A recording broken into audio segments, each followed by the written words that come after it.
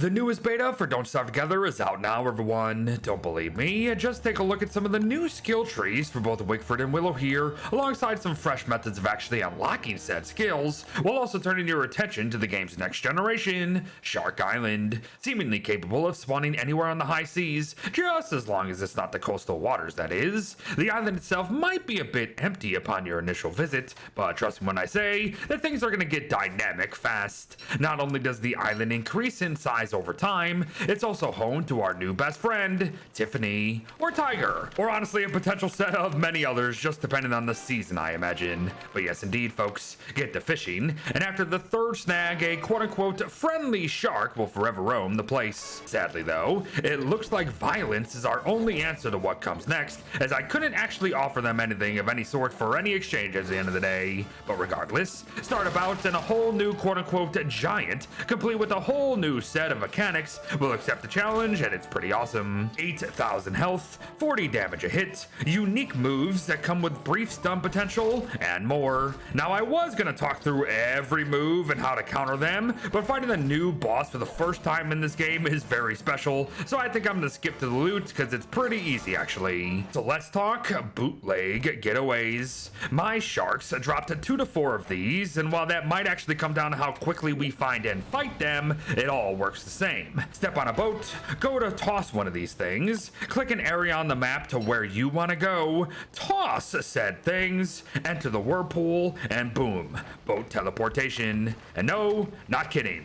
Have fun. But do you recall how this was a skill tree update? Yeah, me too. So let's get back to that with a refresher on insight, shall we? A total of 15 insight points can be earned and owned forever once you do unlock them, and you unlock them through the number of days survived. At first, you will get 1 point every 5 to 8 days, but eventually it will take far longer between points, leading to most survivors earning their full 15 insight around 160 days total. Got it? Good, because it's Willow's time to shine and burn. Surprising no one, she has lighter and fire perks, and we begin with her newfound ability to completely ignore the chance of spreading any fires. Not even a bit of smoldering at that. Now this is a bit counterintuitive for Willow, honestly, but I do actually see the uses for it. To continue though, another one of her skills leads to every hit with her lighter and or torch instantly igniting any enemy hit, which also might lead to an annoyance or two come other survivors who happen to be fighting, but will still lead to all sorts of additional perks for Willow.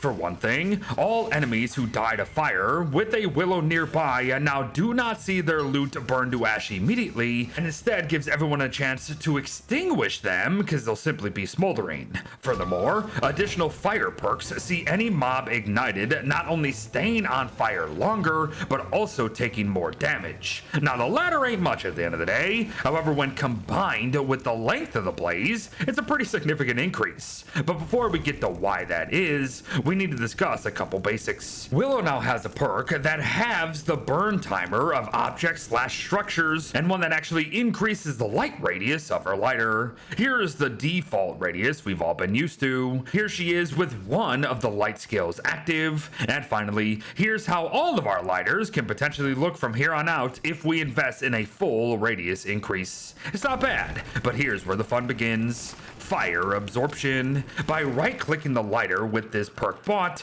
Willow can absorb any fires nearby to not only stop them, but recharge her lighter. It's Clay's way of returning her infinite lighter to us without actually fully implementing it, of course. That said, this very absorption actually goes well beyond all of that once we start messing with her ember spells, folks. And yes, you heard that right. Willow's now a full-blown firebender, complete with unique fire spells that will all cost ember souls, essentially. If an on-fire mob dies near a Willow, she can absorb the dropped ember with her lighter, and thus start casting these ember spells at will. Some are simple, but more effective than just igniting enemies with our hands, of course, while others have utility like the fireballs, a spell that leaves behind a ball of fire of heat and light for a full day's time. But we also have Burning Frenzy here that increases Willow's damage to ignited mobs by 25% for 30 seconds, and a big fiery explosion spell that when you're overwhelmed you can use, but it's broken for the time being, unfortunately. Her flame affinities, however, are not, and they're both kinda nuts. Charlie will grant us the ability to shoot shadowy tendrils of flame that seek hostiles and deal 100 damage each,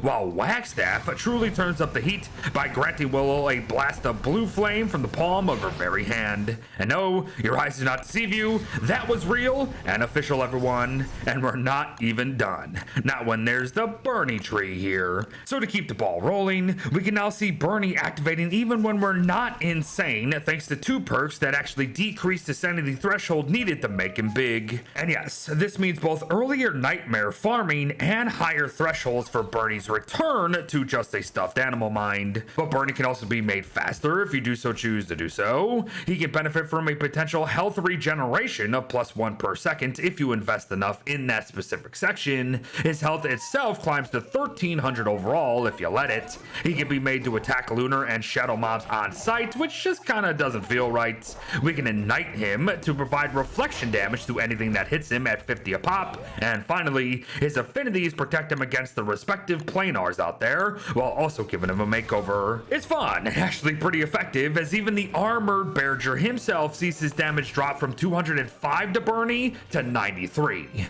Enjoy. But all of that was only half the trees, folks, as Wigfrid is ready to take the lead once more, and she's bringing the arsenal for sure. Invest in the battle spear skills, and they'll go from producing 4 points of inspiration per hit initially to 6 overall, but the biggest kit will be the lightning spears here. Costing twigs, horns, and fur, these battle spear upgrades can deal upwards of 89.3 damage in the hands of most survivors, with Wigfrid hitting over 111 as you can see, and yes, they have built-in electricity. Not only that though, they also come with their own bonus skills that see the return of her forge attack that upswings to 127 damage per hit as you can see, with a bit of range added to things, and the ability to charge the spears overall with restrained static for an extra 20 damage per hit. To continue, her helms are meant to offer her more durability now, but the skills are broken for the time being, so we'll focus on her new commander helmet that prevents knockback to an extent, offers 630 durability themselves, can be given extra planar defense with the perks active, and even heal over time as she does, just as long as she's at full health. Oh yes, it's nuts, and we haven't even talked her shield yet.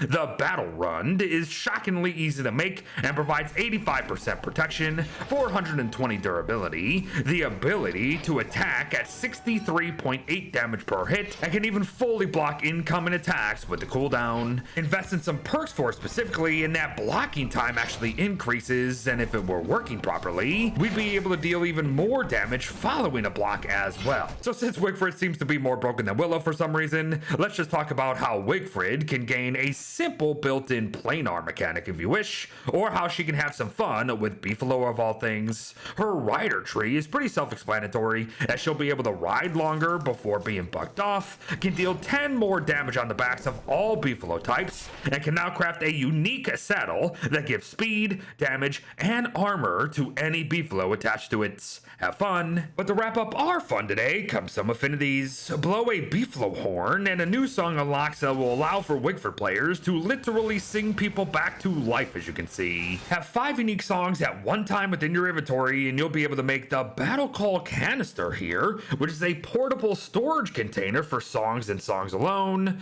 Once you have sung an instant ballad 10 times, all instant battle songs no longer cost inspiration at all and simply go on cooldown as you can see. And lastly, pick a true affinity, and everyone in the song's radii will take less and deal more damage to lunar or shadow aligned mobs respectively. Good luck. As there you have everyone, our second ever batch of skill trees with a side of shark, all contained in Don't Starve Together's newest beta here. So get to it and expect more on it soon. Thanks for watching folks. Well wishes to all, skill up, and I'll see you in the next one. Bye bye.